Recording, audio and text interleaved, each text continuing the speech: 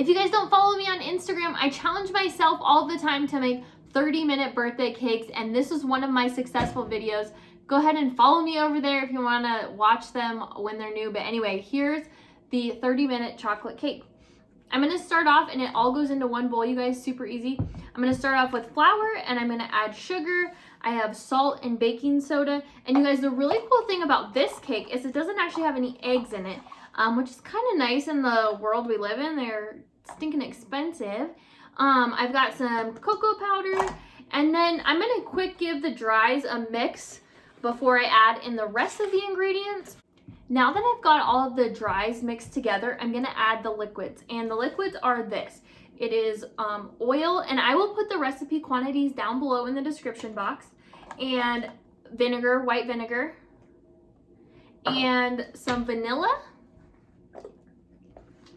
and cold water, and it does need to be cold.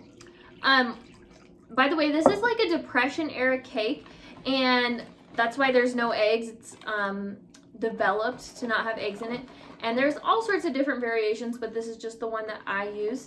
And you're just gonna mix that until it's combined. It's gonna be a runnier cake batter, and it's supposed to be that way.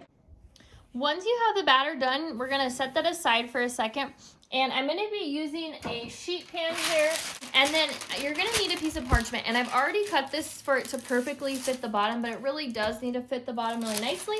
So what I first do is I take my Pam cooking spray here, and I'll just put a few dots, and this is just to kind of tack down the parchment so it doesn't float around. And I'll put it curl side down so it's curling towards the pan. And then once it's kind of tacked in there, then I'm coming in with some more Pam. This is actually going to keep the cake from sticking, and I just put plenty in because I don't need to fight sticky cake today. And then I'm just going to dump my batter in, and you guys, this will go in a 350-degree oven, and it bakes up super quick.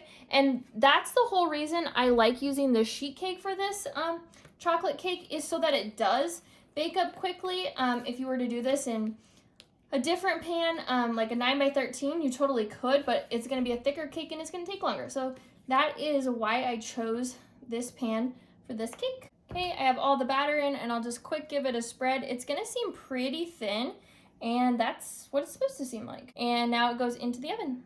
For the frosting, I decided to use a chocolate ganache, and it's just hot cream and chocolate chips. And you guys, the reason I used a chocolate ganache here was that it could be put on the cake while the cake was still piping hot. It won't have any issues like a butter-based frosting would. So that's what we're doing here. So I added the hot cream, let it set for about a minute, and then I'm just stirring it till it's combined. The cake comes out, I let it set for a couple minutes at most, and now I'm just pouring over my ganache. And again, that's the great thing about using a ganache for this quick cake recipe, is it is ready to hit the cake immediately. So I throw it all on there, and then I just came in with an offset spatula and smoothed it out. Doesn't have to be perfect. If you didn't have an offset spatula here, you could use a butter knife, but if you're looking to add some supplies to your kitchen, this is a great one. It makes frosting things nice and smooth, really simple. And once that is smooth to my liking, I'm going to come in with sprinkles. You could use anything you wanted. You could use it, leave it plain. You could put chocolate curls, whatever you want, but I'm just keeping it pretty simple here with sprinkles. And then you guys, I like to serve mine with whipped cream or ice cream.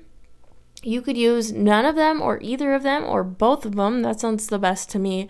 But I do think it just really finishes this cake off nicely and makes it really yummy. So I added whipped cream this day. That's it, you guys. It's super easy to serve, super yummy, just a classic chocolate cake ready in 30 minutes. Here's another 30-minute no-bake birthday cake recipe.